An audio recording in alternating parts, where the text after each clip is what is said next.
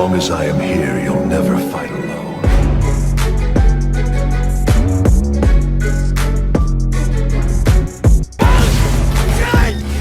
Alright guys, let's talk about Bleach Soul Resonance and all the information that you guys are going to need before the game actually drops. The game is releasing in 2024, so there's going to be a long time, but there are a lot of information that has been released, like breakdown of what the game really was during the alpha test, and this is coming from someone that's played the alpha test, so it's a lot. Alright, so let's jump right in. Obviously in the alpha test there were no cash shops or battle passes or any top up at all, but that's again alpha test. So yeah, because of this game is being published by someone that's co-developing games like One Piece Fighting Path and Marvel's Snap, that's gonna be implemented, so they're gonna be looking for the cash, you know what I mean? If you use 16 million to create a game, obviously you guys are going to want some compensation, you know what I'm saying? So the game is going to be of Nuverse. Nuverse is the company that is owned by ByteDance, and ByteDance is basically the owner or the parent of TikTok. Talking about cutscenes and story, they're very close to the anime. The gameplay style, very close to the anime as well. The game feels too good to be true for a Bleach enjoyer or a fan. Now the graphics quality is okay for a mobile game, but it's not console level according to them. As they advertise it to be console level, it really isn't. It's compared to like arena fighter games like Storm 4 or Demon Slayer. They're saying it's comparable, but not there, but I feel like once the game has been completely polished, I'm pretty sure this game's going to be on par with like Storm 4 and stuff like that. Like, come on now. You guys can let me know what you guys think though. Talking about arena fighters, the combat is incredibly satisfying. It's mostly arena fighter, either against small groups or small groups with elite bosses, or a real boss, while you can use up to 3 of your own units, but then again you are using a forced character for that specific event in the story. So it's just like any other gacha game where they give you one character that you're forced to use. So I mean, that's good. If you're forced to use them, they want to go with whatever is happening in the anime or in the actual fight scenes for the story, so I don't see a problem with that.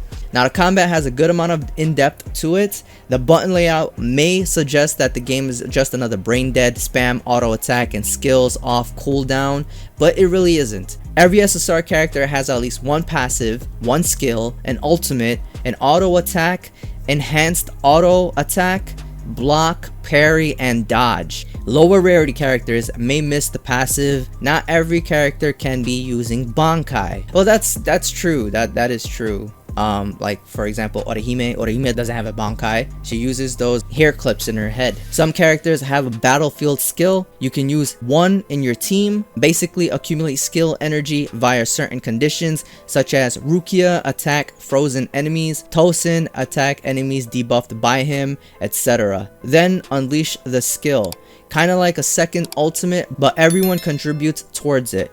These characters will also trigger linked attacks if you meet the conditions.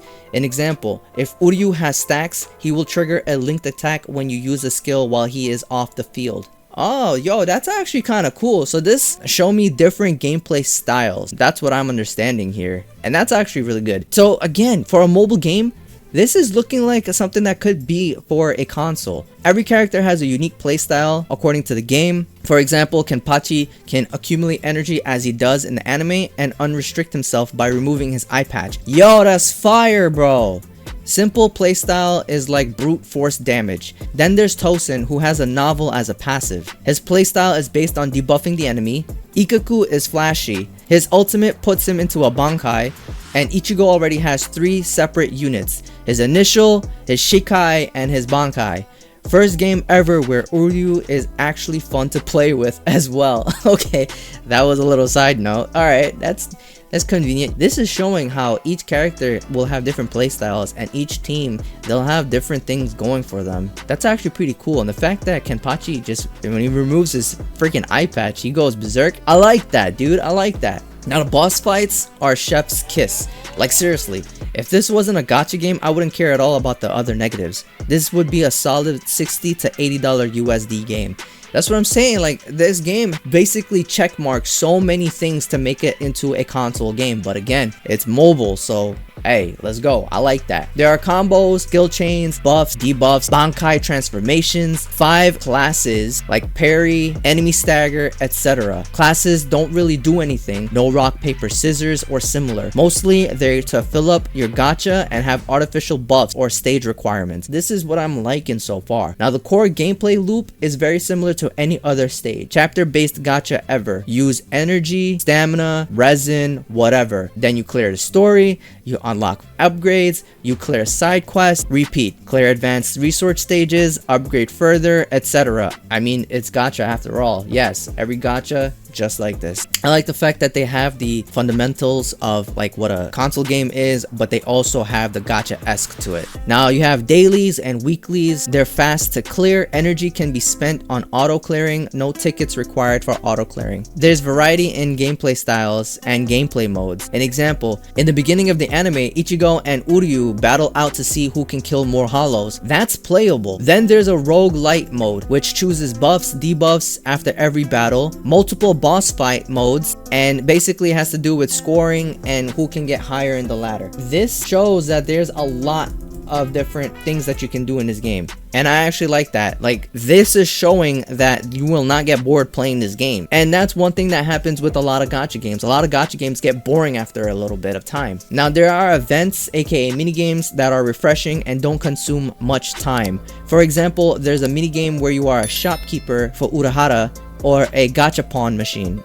Okay, look at that. Extras, man, extras. Overworld, aka roamable maps, are quite small and really only there for fan service. You'll use autopath most of the time, an example, while doing dailies. No open world, heavily segmented areas. That's not bad. I mean, open world is cool and all, but like, we don't really need it for this kind of game, I guess. But it would have been cool, I ain't gonna lie. Addressing the elephant in the room, the gacha closed beta test 1 only had one standard banner and one standard banner for weapons, aka stamps. Of course, man, it's the freaking, it's a test, man. It's a test. I'm not gonna throw everything at you. All right, guys, bear with me. I know if you got this far in the video, let me know. All right, this is the last few things, and then that'll be all the information for this game. Okay, I appreciate for you guys staying this long and hearing me out on all of the information that I have. And if you haven't already, please do hit that like button. I really do appreciate it, and subscribe to the channel, like, because when I get information like this, you guys want to be here for it, especially for a game that's not coming out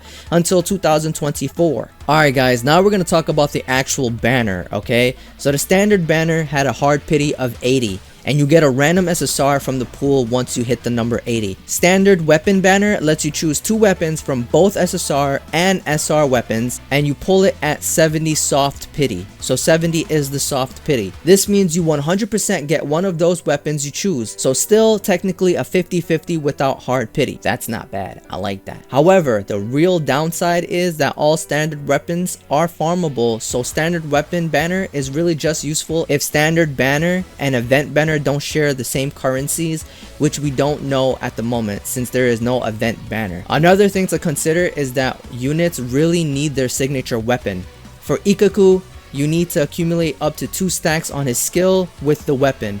On top of that, he marks enemies and can detonate that mark with a charged attack. On top of that, he also regenerates a stupid amount of ultimate energy. Don't know how broken event banner weapons will be. Aside from weapons, there are also weapon stamps. These stamps are universal, like artifacts, relics, gear from other gachas. With the exception of the centerpiece, which can have a character exclusive effect, these stamps also drop from weapon banner, but they're also farmable. Personally, I liked how artifacts are arranged. You get an amount of squares, an example 4x5 grid, that upgrades with characters ascension and can fill that with artifact of different shapes. An example, 1 centerpiece of 2x3, 4 piece consisting of 3 squares, etc.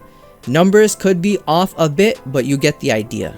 Now stats plus randomized attributes on upgrade plus randomized passives on upgrade plus set bonus on these stamps. The RNG stats are garbage. Of course it's going to be garbage. Any gacha game, when it comes to something that you have to reroll like a stat for a weapon, of course it's going to be a freaking abysmal RNG rate, right? Now every 10 pull on any banner drops an SR, which is pretty standard. Yeah, but the biggest red flag are the number of dupes required to max out a unit. You need the base unit 50 shards to combine into an SSR. Pulling a dupe gives 30 SSR shards. There are 12 upgrade levels, aka constellations, you can unlock. First 3 require something around 10 shards each, but it ramps up to 20 each, and then 30 each. Total shards to max out is at 240, or a complete 8 dupes. So one other comparison that was made with this game has to be Aethergazer or PGR, which the SR rarity on characters can unlock more passives and stats, which can really make them good and worth using depending on how much you like the character or even the scenario. So these are for SR characters. So when it comes to DPS, they also say that SR units has a chance to be stronger than an SSR unit that hasn't unlocked any passives. So if you have an SR unit that has their second key passive, they can be stronger than an SSR that doesn't have any unlocked passives. So that's something to also take into consideration. All right, guys, this was all of the information that was given based off of the alpha test for Bleach Soul Resonance. Again, I hope you guys understood it and I was as clear as I could be. And yeah, if you would like to support the channel and are interested in seeing Bleach Soul Resonance gameplay, such as guides, summon videos, gameplay videos, etc., you know what you have to do. Just hit that subscribe button with post notifications on, and yeah, comment below which character you're really interested in playing as, and if any of this information has stuck with you, let me know which part. All right, with all that being said though, I appreciate you guys watching this full video, and if you did, let me know in the comments by commenting #Bankai. Alright, with all that being said, thanks for watching, peace.